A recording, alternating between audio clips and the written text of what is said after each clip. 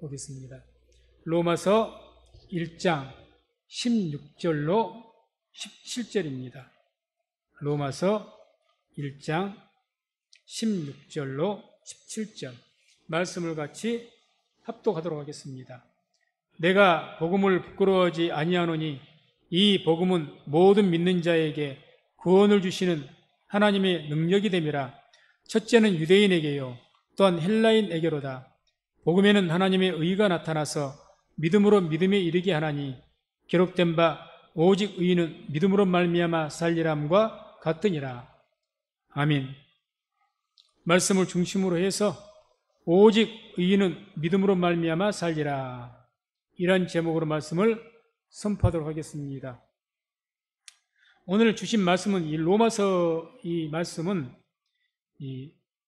당시 로마 그 유명한 폭군 네로 황제 시대에 그 폭정에 의해서 살아가는 그 로마 교회 성도들을 이렇게 주신 말씀입니다.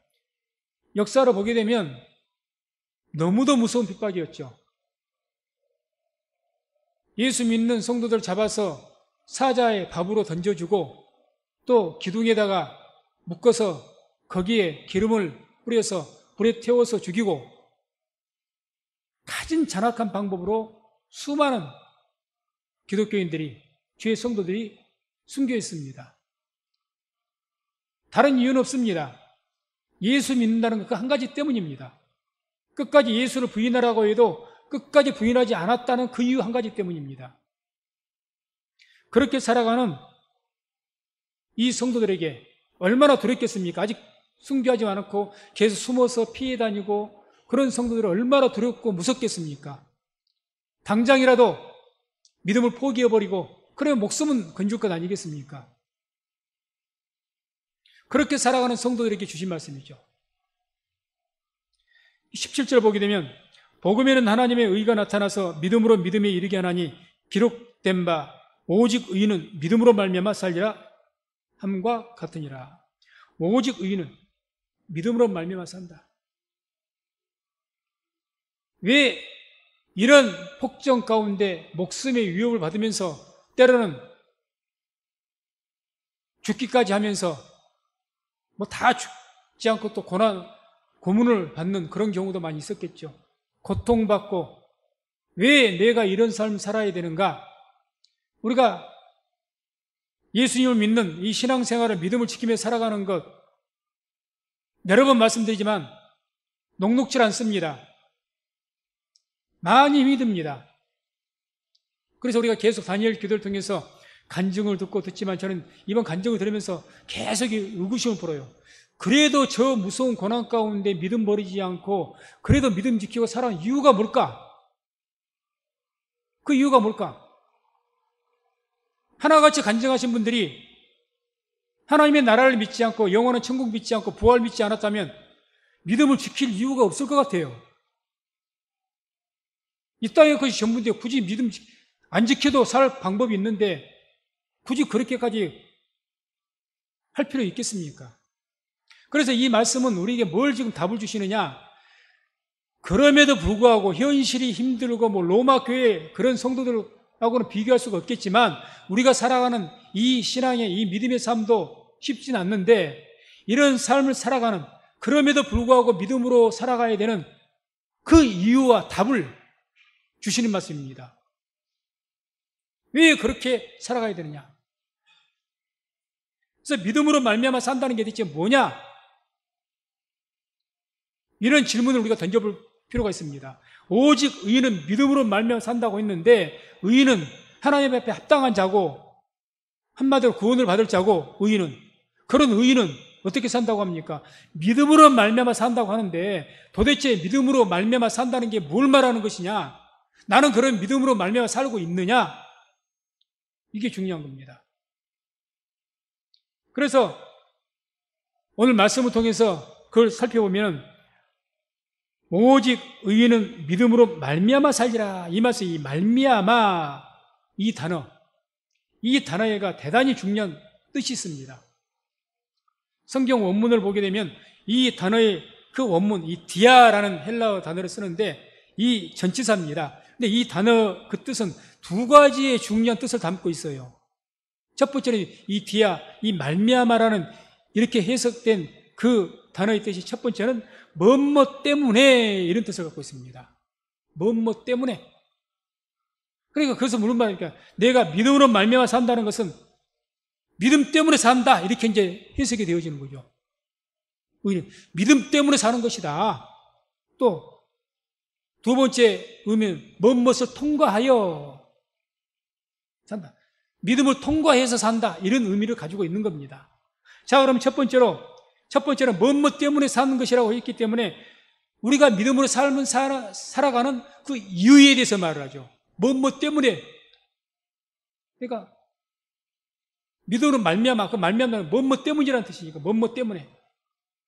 내가 믿음으로 살아가야 되는 그 이유, 그거에 대한 답을 말씀하시는 거죠. 히브리서 11장 8절에서 10절 말씀 보면 아브라함의 부르심을 받는 그런 내용이 나옵니다.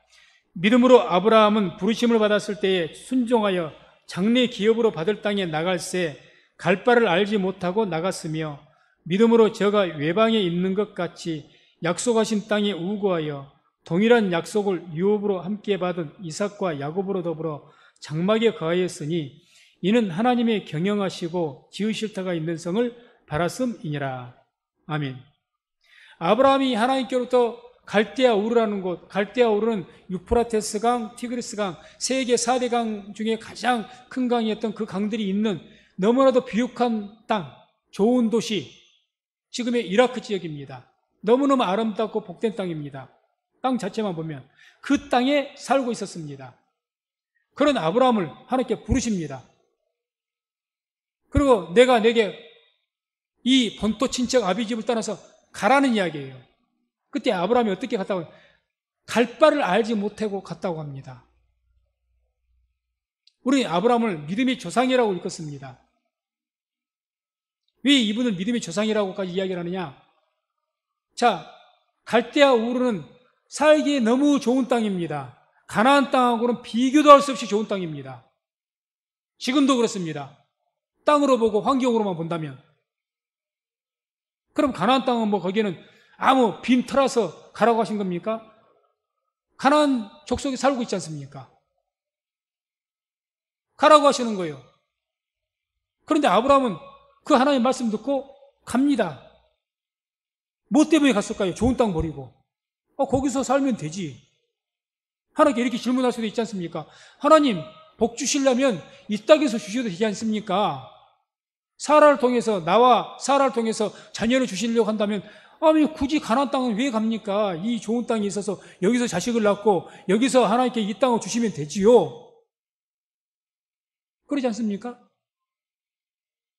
근데 가라는 거예요. 그 땅이 어디입니까? 황폐한 땅. 마을이 젖과 꿀이 흐르는 땅이지 비가 안 오면요 완전한 지옥입니다. 거기는. 그런 땅으로 가라는 거예요. 그런데 갔다는 이야기예요. 갈 바를 알지를 못하는데 아무것도 정해진 것도 없고 안전도 보장되어 있지 않고 전혀 타국이죠. 평생에 가보지도 못한 땅. 가라는 거예요. 근데 갔다는 이야기입니다. 문제는. 왜 갔을까요? 무엇 때문에 갔을까요? 믿음 때문에 가는 거죠. 하나님 믿었기 때문에 아브라함은 순종하고 간 줄로 믿습니다. 그것 아니면 갈 이유가 없죠. 이유가, 아브라함이 순종한 이유가 뭐라고요? 하나님 믿기 때문에 간 겁니다. 믿기 때문에. 우리가 김한효 목사님을 통해서 이삭 바치는 사건, 그 말씀 들었는데, 아브라함이 왜 이삭을 자기 독생자 아들, 외아들을 잡아 죽이려고 하나님 말씀에 순종해서 갔을까요? 하나님 믿으니까. 뭘 믿어요? 다시 살릴 줄로 믿어서 그랬다지 않습니까? 믿으니까 가는 거예요. 믿으니까. 믿음 때문에 한다는 거죠. 믿음 때문에. 믿음 때문에 순종을 하고 믿음 때문에 헌신을 하고 그렇게 되는 거죠. 안 그러면 갈 이유가 없죠. 또 야곱으로 더불어 장막에 거하였다. 아브라함은 하나님께 복을 주셔서 아주 거부했습니다. 그러면 어디 땅 하나 정리해서 땅을 좀 사고 돈 주고 사고. 아브라함 평생에 돈 주고 안 샀거든요. 무덤 위에는. 아내 사라를 묻기 위해서 무덤 위에는 그건 무덤은 있어야 되니까. 그 외에는 어디 정착하려고 하지도 않았고 돈 주고 땅 한 평도 안 샀어요. 왜 좀 거치하면서 안정된 삶을 살지 장막으로 이리 쫓기고 그런 삶을 살아갔을까? 하나님께 그 땅 전체를 하나님께 주신다고 했기 때문에 그 모든 땅.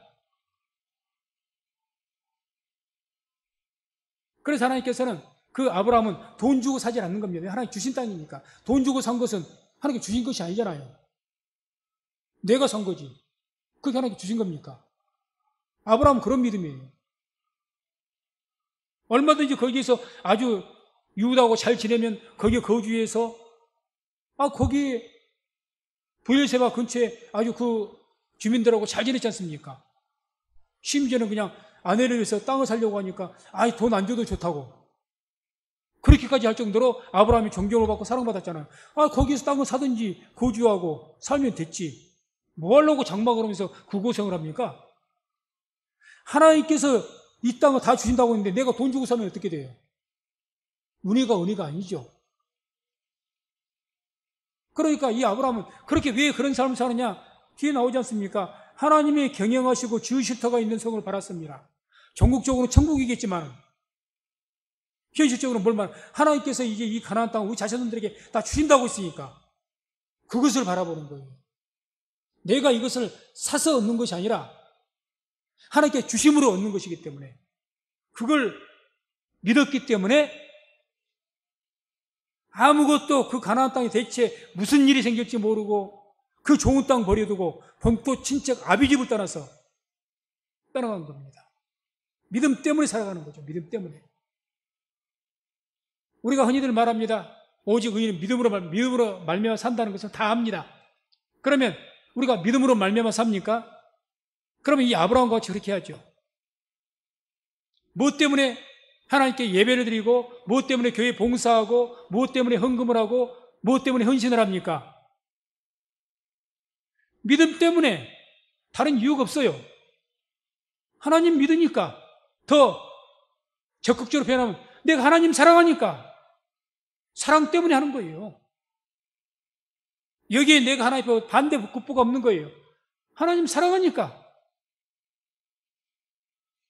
그게 믿음으로 말미암아 사는 겁니다. 다른 이유가 아니죠. 하나님 믿고 사랑하니까 그것 때문에 하는 겁니다.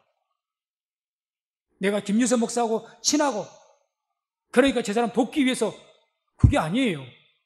내가 이 교회는 내가 친한 성도가 있으니까 그게 아니에요. 내가 이 교회가 못마땅한 것이 많고 힘든 것이 많고 그렇다 할지라도 왜 섬깁니까? 하나님 사랑하니까. 하나님 믿으니까 그것 때문에 내가 견디고 살아가는 거죠. 그러면 그분은 지금 믿음으로 말미암아 살고 있는 겁니다. 그런 믿음으로 말미암아 사는 거죠. 그래서 히브리서 11장 1절에 보면 믿음은 바라는 것들의 실상이요 라는 말씀을 합니다. 바라는 것들의 실상이다 했을 때 바라는 것들, 바란다는 것 이게 엘피조라는 단어를 썼는데 그게 이제 우리가 문법적으로 수동태라 그래요. 가끔 제가 말씀하죠. 수동태. 능동태로 하면 내가 바라는 것, 내가 소망하는 이 바라는 것, 엘피조가 바라다, 소망하다, 기대하다 이 뜻을 가지고 있습니다. 내가 뭔가를 간절하게 바라봐요. 소망합니다. 기대합니다. 이걸 어떤 거죠? 그런 단어인데, 그런 어떤 동사의 단어인데, 그게 능동태라면 내가 이거 갖고 싶어. 내가 이것을 이루고 싶어. 내가 바라는 것이고, 수동태라는 것은 내가 바라는 것이 아니고, 뭔가의 어떤 힘에 의해서 내가 그걸 바라지게 되는 거예요. 쉽게 표현하면, 하나님께서 내게 주신 소망이 된다는 거죠. 내가 애초부터 가졌던 소망이 아니라, 요셉이 꿈을 꿨습니다. 환상을 통해서. 잘 아시지 않습니까? 창세기에. 요셉이 그 꿈을 꾸고 싶어서 꿨습니까? 그렇지 않습니다. 하나님께서 요셉에게 그 꿈을 주신 거예요. 그래서 요셉도 평생 살아가면서 그 꿈 때문에 살아간 겁니다. 그것을 바라보고. 우리가 믿음으로 말미암아 산다는 것. 하나님께서 내게 무언가가 비전을 주셔가지고 소망을 주셔갖고 그거에 붙잡혀서 내가 살아갔을 때에 비로소 그런 성도를 믿음으로 사는 자라고 말할 수가 있는 겁니다. 내가 내 욕심이 생겨갖고 나 이거 가지고 싶어. 나 이런 사업, 목회자가 욕심이 많아가지고 나는 그냥 수천 수만 명의 세계 최대의 교회, 무조건 교회 사이즈에 크게 욕심을 내가지고 얼마든지 목회자는 그렇게 될 수가 있죠. 그건 내가 원하는 거예요. 내가. 하나님께서는 각 목회자마다 달란트와 은사대로 큰 그릇이 있고 작은 그릇이 있습니다. 나무 그릇도 있고 질 그릇도 있습니다. 다 하나님의 큰 집에서 다 쓰임받는 겁니다. 큰 그릇도 필요하고 작은 그릇도 필요하고 나무 그릇도 필요하고 진흙 같은 질 그릇도 필요합니다. 근데 다 큰 그릇이 되겠대. 다. 그 하나님의 뜻이 아니죠. 그러니까 우리가 믿음으로 산다는 것은 내 욕심이 취해가지고 내가 이번에 사업을 이것에 내가 돈을 내서 내가 그전에 내가 예를 들었던 내가 11조를 내가 대한민국 최고 많이 하게 해주십소서. 하나님께서 기도하다가 너는 그것을 통해 하나님께 영광 돌려라. 그런 영적인 감동, 하나님 음성을 주셨다면 예외가 되겠지만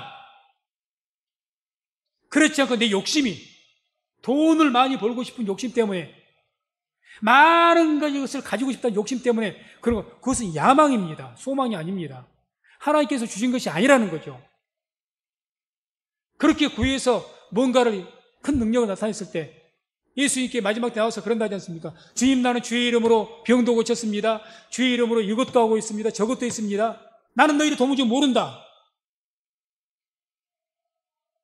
믿음으로조차 하지 않는 건 모두 그게 죄라고 했지 않습니까?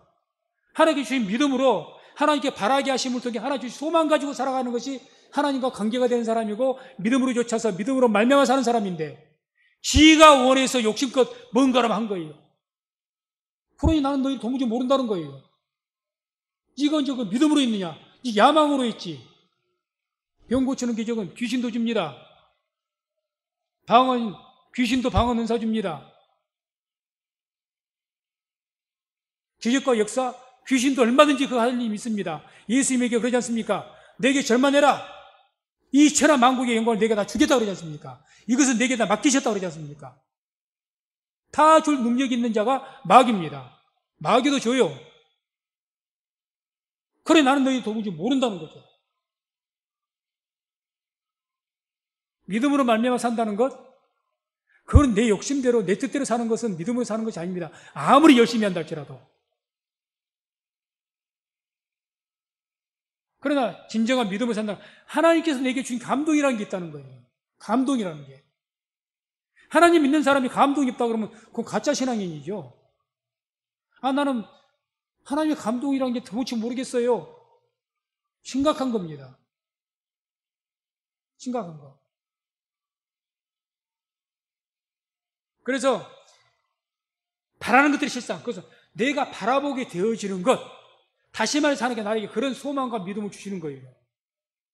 내가 만들어낸 것이 아니고 뭔가 하나님의 믿음은 하나님께 주신 은사인 줄로 믿습니다. 주신 거예요. 제가 목회를 하고 싶어서 목회를 했답니까? 저도 내가 어떨 때 내가 왜 이 길을 왔지? 어느 순간 그래요. 어쩌다가 내가 여기까지 왔지? 솔직히 그럴 때가 많습니다. 도대체 뭐에 쌓여가지고 내가 왔지? 예전에 제가 간증할 때 그랬지 않습니까? 부산에 있을 때. 아직 침례도 안 받았어요. 부산에 있을 때. 그런데 목사가 되겠다는 생각이 들어가는 거예요. 친구 말 한마디에 야 너는 다음에 목사해라. 아니 침례도 안 받고 세례도 안 받은 사람에게. 근데 그것이 이상하게 법이 돼가지고 침례도 안 받은 자 와가지고 교회 찾아다니면서 처음으로 최소한 목사님 만나서 한다는 소리가 신학교 가겠다고.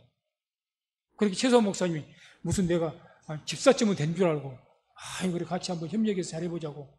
그렇게 말 듣고 침례도 안 받았으니까 기가 막히는가 가만히 날 쳐다만 보시더라고.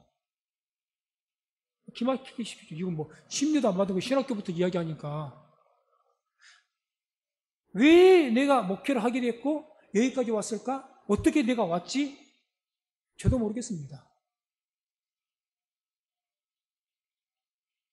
믿음으로 산다는 것은 이와 같이 하나님께서 붙드심으로 살아가게 되는 것. 그게 믿음으로 산다는 겁니다. 내 의지가 아니라. 그래서 17절의 말씀에 이런 말씀이 나오죠. 믿음으로 믿음에 이르게 하나니 라고 말씀합니다. 처음 믿음 뭐고 나중 믿음 대체 뭐냐? 믿음으로 믿음에 이르게 한다고 합니다. 믿음으로. 이 말씀은 성경 원어를 통해서 그대로 직역을 하면 이렇게 됩니다. 믿음에서 시작하여 믿음을 향하여 가게 한다. 믿음이, 내가 믿음으로 지금 살고 있는데 그 출발점은 믿음 때문에 시작했다는 거예요. 믿음 때문에. 그 믿음이 내게 있어서, 믿음 주신 믿음이 있어서 그 믿음을 통해서 내가 완성된 믿음, 온전한 믿음을 향해서 내가 가게 되는 것. 그것을 의미하는 말씀이 믿음으로 믿음에 이르게 된다는 겁니다. 그래서 표준역에 이렇게 번역을 했습니다. 표준역은 이 일은 오직 믿음에 근거하여 일어납니다. 믿음에 근거해서 우리가 구원의 완성을 이루는데 그게 무엇 때문에 그러느냐? 우리가 무엇 때문에 믿음으로 말미암아 살게 되느냐? 그 근거는 믿음 때문에, 믿음에 근거해서 하나님께 주신 은사로서 주신 그 믿음, 이게 믿음 안에 생명이 있기 때문에 겨자씨와 같은 믿음이라고 하지 않습니까? 왜 믿음이 위대합니까? 그 씨에는 생명이 있는 것처럼 우리의 믿음 안에는 하나님의 놀라운 생명력이라는 게 있습니다. 그러니까 이 생명력이 자라나게 하시는 거예요. 생명력이. 내 안에 믿음이 있으니까 그 생명력이 나로 목회를 하게 만들고, 나로 믿음을 지키게 만들고, 나로 어떤 시련이 닥쳐도 그걸 끝까지 견디고 이기게 하게 하고. 내 안에 생명력이 있으니까. 생명이 있으면 아스팔트도 그 작은 연약한 불이 뚫고 나오지 않습니까? 생명이 있으니까. 그게 믿음으로 믿음에 이기게 한다는 거예요. 그런 삶을 살아가는 우리 성도님 되시기를 주의 이름으로 축원을 드립니다. 믿음은 내가 사는 것이 아닙니다. 이제는 내가 산 것이 아니요 하나님 은혜로 산 것이라 바울이 고백하지 않습니까? 나는 이렇게 선교할 수가 없다. 나는 이런 거 살 주제가 못 된다. 나를 나되게 하신 것은 하나님의 은혜다 그러지 않습니까? 사도 바울이 그렇습니다. 하나님의 은혜입니다. 모든 간증들 들어보십시오. 온전한 간증은 그 간증입니다. 나도 모르겠습니다. 왜 내가 이와 같이 지금 이 자리에 서게 됐는지. 그게 진짜 간증입니다. 나에게 은사를 주셔가지고 내가 능력이 있어서 내가 이렇게 해왔습니다. 내가 저건 가짜 간증입니다. 그건 가짜예요.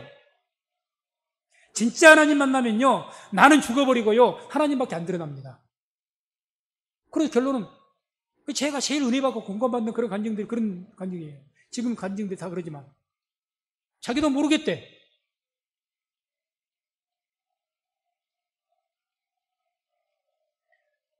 베드로전서 4장 11절 보면 이런 말씀이 나옵니다. 함께 말씀을 합독합니다. 만일 누가 말하려면 하나님의 말씀을 하는 것 같이 하고 누가 봉사하려면 하나님의 공급하시는 힘으로 하는 것 같이 하라. 이는 범사에 예수 그리스도로 말미암아 하나님이 영광을 받으시게 하려 함이니 그에게 영광과 권능이 세세 무궁토록 있느니라. 아멘. 여기서 중요한 말씀은 만일 누가 말하려면 하나님의 말씀을 하는 것 같이 하고 누가 봉사하려면 하나님의 공급하시는 힘으로 하는 것 같이 하라.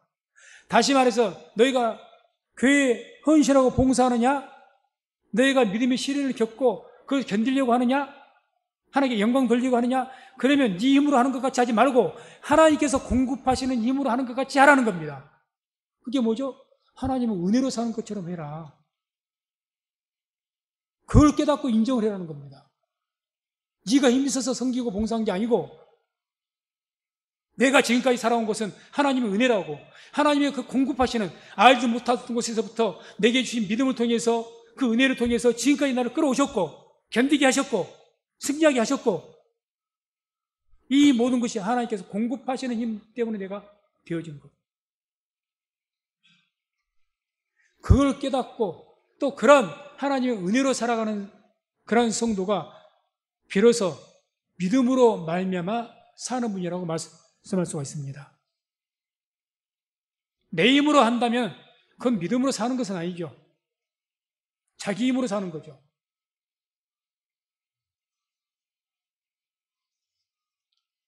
두 번째로 아까 디아라는 말미암아라는 그 뜻이 첫 번째는 뭐뭐 때문에, 그래서 이제는 그런 믿음 때문에, 하나님의 쉽게 말하면 은혜 때문에 나를 붙들어서 내가 사는 것, 그것이 믿음으로 말미암아 산다고 말씀을 드렸고, 두 번째는 무엇을 통과하여 그런 뜻이 있다고 했죠. 이것은 믿음으로 말미암아 산다는 것에 대해서 어떤 것을 말하는 것이냐, 우리가 믿음으로 말미암아 사는 삶의 방법에 대해서 이야기하는 겁니다. 그럼 어떻게 사는 것이냐, 어떤 방법으로, 구체적인, 그걸 통해서 우리에게 제시해 준 것이 무엇을 통과해라. 네가 진짜 믿음을 산다면 반드시 그 어떤 통과하는 삶을 살아야 된다. 그래야 그게 진짜 믿음이라는 겁니다. 그거 통과 안 하면 가짜 믿음이라는 거죠. 가짜다 그 말이죠. 로마서 8장 17절 보면 함께 말씀을 답독합니다. 자녀이면 또한 후사 곧 하나님의 후사요 그리스도와 함께한 후사니 우리가 그와 함께 영광을 받기 위하여 고난도 함께 받아야 될 것이니라. 아멘. 분명하게 하신 말씀이 무슨 말씀입니까? 우리가 그와 함께 영광을 받기 위하여 고난도 함께 받아야 될 것이다. 하나님의 자녀라면, 네가 정말 의인이라면, 하나님의 보시기에 의인이라면, 하나님의 자녀라면 반드시 영광, 자녀에게 주는 영광과 함께 무엇도 받아라고요? 고난도 함께 받아야 된다고 말씀을 합니다. 이 말씀을 통해 우리가 알 수 있는 것은 믿음으로 말미암아 사는 그 삶에서 반드시 필요한 것은 시련을 통과해서 믿음이 완성된다는 거죠. 진짜 참된 믿음은요, 시련을 통과하자면 그것은 인정받지를 못합니다. 믿음은 시험을 통과해야 돼요. 이게 믿음의 시련. 믿음에는 반드시 시련이 따라옵니다. 이스라엘 백성들은 그 시련, 광야에서 40년간을 치렀죠. 그 이스라엘 백성들의 광야 40년간을 우리가 영적으로는 우리가 예수 그리스도를 영접을 하고 주님 나라 가는 가나안 땅, 영원한 가나안 땅, 천국 땅에 가는 그날까지 받는 삶을 광야 생활이라고 그러지 않습니까? 우리가 지금 광야의 길을 걷고 있는 겁니다.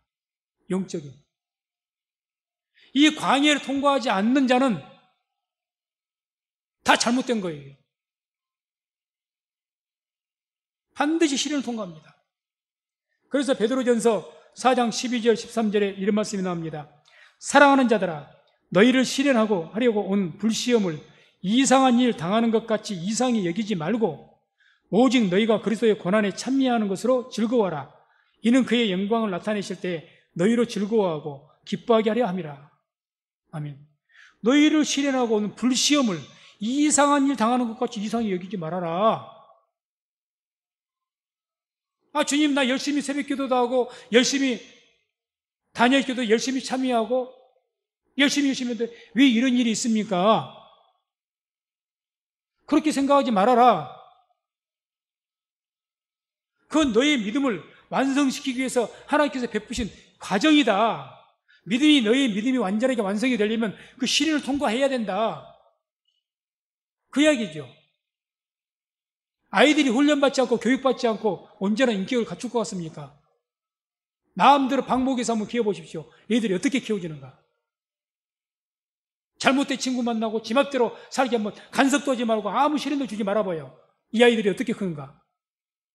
속된 말로 개망나니가 될 겁니다. 아이들에게 교육과 부모의 훈육과 이게 시련이죠. 그런 과정을 통해서 언제나 인격체를 갖춘 그런 인격체가 되어져 가는 겁니다. 우리 모두는 죄인입니다. 죄인들이 그냥 가만히 놔둬도 지멋대로 살도록 놔둬도 거룩한 인격으로 갖춰질 것 같습니까? 그럴 리가 없는 거죠. 우리가 죄인이지만 하나님께 구원하시기 위해서 믿음이라는 은사를 주시고 이 광야를 믿음이라는 은사를 그 선물로 안 주면 누가 그 시련의 길을 간답니까? 안 가죠. 나를 은혜로 안 붙드시면요 누구도 지금 계속 간증이 그래야 했습니까? 하나님께 나를 붙드셨기 때문에 은혜를 주셨기 때문에 내가 그 어려움을 겪었고 내가 생명을 선택하고 저주와 사망을 선택한 것이 아니라 그 길을 갔지. 하나님께 은혜 주시지 않고 내게 믿음의 은사를 주지 않으면 누가 그 길을 간답니까? 누가 십자가의 길을 가요? 누가 좁은 길을 가요? 다 넓은 길 가고 꽃길만 걸리러 가죠. 할 수만 있다면. 아무도 그런 길 안 선택해요. 저부터 시작해서. 그러니까 하나님께서 그걸 아시니까 은혜로 뭘 주신 겁니까? 그 길을 통과할 수 있도록 믿음을 은사로 주신 줄로 믿습니다. 그러니까 이런 믿음, 그 믿음이 이걸 잘 통과하기 위해서 믿음은 들음에서 나며 들음은 그리스도의 말씀으로 말미암았느니라. 로마서 10장 17절. 믿음은 뭐에서 난다고 합니까? 들음, 그리스도의 말씀. 자꾸 들음을 통해서 내게 겨자씨와 같은 믿음을 주셨는데 계속 그 말씀에 물을, 그 생명수를 뿌리니 내 안에 있는 그 겨자씨로 주신 작은 이 씨앗 같은 그 믿음이 점점 자라나서 큰 나무가 되어서 그 나무 아래 많은 공중의 새들이 깃들인다. 큰 인물이 된다는 거죠. 위대한 큰 인물이 된다고 말이죠. 믿음이 자라면. 그래서 우리에게 그런 시련을 주는 거죠. 그러니 우리가 이 믿음의 어떤 시련들 만났을 때 기뻐하라고 하는 겁니다. 기뻐하라. 자, 하나님께서는 우리에게 이와 같이 우리의 믿음을 완성시키시고 우리의 영혼의 구원, 믿음의 결국 곧 영혼의 구원을 받음이라. 믿음의 결국, 믿음이라는 것이 생명이 있는데 그것이 자라나서 열매를 맺는 게 뭐냐? 영혼 구원이라는 겁니다. 그걸 주시기 위해서 그 가운데 뭘 끼워놨습니까? 시련. 하나의 과정, 이것을 통과해야 그거로 말미암아 산다는 것이 이것을 통과하는 삶을 말합니다. 그러니까 쉽게 표현해서 믿음으로 말미암아 산다는 것은 뭘 얘기합니까? 그 시련을, 그런 모든 시련을 믿음으로 받아들이고 그 과정을 기꺼이 내가 순종하면서 통과하는 거죠. 그걸 원망하고 시련을 어떻게 어려운 일을 안 하려고 이리 빼고 저리 빼고 힘든 일 안 하려고 이렇게 빼고 저렇게 빼고 나 소리 안 보려고 이렇게 빼고 저렇게 빼고 십자가 안 지려고 이렇게 빼고 저렇게 빼고 그런 경우에 누가 그것을 믿음으로 말미암아 산다고 하겠습니까? 아니죠. 그래서 주님께서는 하나님의 선하신 목적을 이루시기 위해서 우리에게 믿음을 은사로 주시고 또 그 믿음을 완성시키기 위해서 열매, 믿음의 그 열매, 영혼 구원, 그걸 이루시기 위해서 시련이라는 그 과정을 주신 겁니다. 그래서 시험에는 목적이 있죠. 하나님께서 시험하신 목적이 있습니다. 욥기서 23장 10절 보면 이런 말씀이 나옵니다. 나의 가는 길을 오직 그가 아시나니 그가 나를 단련하신 후에는 내가 정금같이 나오리라. 아멘. 하나님께서 욥을 시험하신 목적은 뭐였습니까? 정금 같은 신앙. 단련시켜가지고. 우리를 시험하신 목적이 뭡니까? 우리의 믿음을 단련시켜서 우리의 믿음이 혼합물이 없는, 섞어지지 않고 순금 같은, 정금 같은 믿음을 만들기 위해서 우리에게 시련의 과정을 허락하신 줄로 믿습니다. 그게 첫 번째 목적이에요. 사탄 마귀가 시험을 주는 것은 우리를 죽이고 멸망시키기 위해서 시험을 주는 것이고 유혹해서 죽여버리려고. 하나님께 시험을 주신 목적은 우리를 단련시키고 정금 같은 믿음을 이루게 하기 위해서 그 시험을 주신다는 거죠. 베드로전서 1장 6절 7절도 보면 이런 말씀이 나옵니다. 그러므로 너희가 이제 여러 가지 시험을 인하여 잠깐 근심하게 되지 않을 수 없었으나 오히려 크게 기뻐하도다. 너희 믿음의 시련이 불로 연단하여도 없어질 금보다 더 귀하여 예수 그리스도에 나타나실 때에 칭찬과 영광과 존귀를 얻게 하려 함이라. 아멘. 우리에게 시련을 베푸신 이유가 뭐라고요? 주님 나타나실 때에 칭찬과 영광과 존귀를 얻게 하기 위해서 우리에게 믿음의 시련을 베푸신 줄로 믿습니다. 분명한 목적입니다. 그러니 너희가 이런 시련을 만날 때 온전히 기뻐하라고 하신 말씀도 이 말씀의 배경이죠. 이 땅에서는 정말 이 로마 교회 성도들과 같이 언제 숨어 있지만 언제 잡혀서 사자밥이 될지, 찢겨서 죽을지, 불에 태워서 죽을지, 어떤 잔혹한 고통이 있을지 모르겠지만, 이런 로마 교회 성도들을 통해서 그런 시련을 주신 것, 허락하신 것, 왜? 그런 그들의 피 흘림, 그 고통, 그들의 희생을 주께서 받으시고, 그런 말미암아서 그들이 이와 같이 고통받음으로 얼마나 많이 복음이, 이런 피가 있었기 때문에 로마가 훗날 기독교를 국교로 받아들이고 세계 최대의 제국이 기독교를 국교로 인정하는 313년에 그런 일이 있었지 않습니까? 그런 역사가 있게 된 줄로 믿습니다. 그게 뭐 달리 있는 줄 아십니까? 약간 200여 년 만에 네로 황제가 끝났고 뒤에 또 다른 황제가 또 핍박했고 핍박에 그 한 200여 년의 핍박 뒤에 놀랍도록 로마라는 나라가 그것도 세계를 정복한 그런 제국인데 거기에서 기독교로 국교로 공인하고 그 후에 또 380년에 공인뿐만 아니라 기독교를 미국과 같이 국교로 인정을 해버린 국교로 데오도시우스가 그게 그냥 있는 일이 같습니까? 이런 로마 성도들의 피 뿌리는 순교가 있었기 때문에 그런 열매가 맺힌 줄로 믿습니다. 우리가 지금 한국교회가 지금은 힘든 기회에 있지만 그렇게 놀랍게 세계가 놀랍게도 빠르게 성장하고 부흥한 그 배경이 어디 있겠습니까? 우리의 믿음의 선진들의 순교자, 그 핏뿌림이 있었기 때문에 가능한 줄로 믿습니다. 마찬가지 우리 개인에게도 우리의 삶에 내 자식이 복을 받든지 내가 최후에 승리하고 영광을 받든지 뭐가 있어야 되는 줄 아십니까? 내가 믿음의 그 시련의 과정을 통과해서 그 거쳐가는 그 땀방울, 그 핏방울이 있기 때문에 내 그 다음에 면류관이 있는 거예요. 그것 없이 받으려고 생각하지 말아야죠. 그래서 히브리서 12장 1절 2절 보면 이런 말씀이 나옵니다. 말씀을 합독합니다. 이러므로 우리에게 구름같이 둘러싼 허다한 증인들이 있으니 모든 무거운 것과 얽매이기 쉬운 죄를 벗어버리고 인내로서 우리 앞에 당한 경주를 경주하며 믿음의 주요 또 온전케 하시는 이인 예수를 바라보자. 저는 그 앞에 있는 즐거움을 위하여 십자가를 참으사 부끄러움을 개우치 아니하시더니 하나님 보좌 우편에 앉으셨느니라. 아멘. 그러니 이렇게 시련 가운데 있는 우리에게 권면하시는 거죠.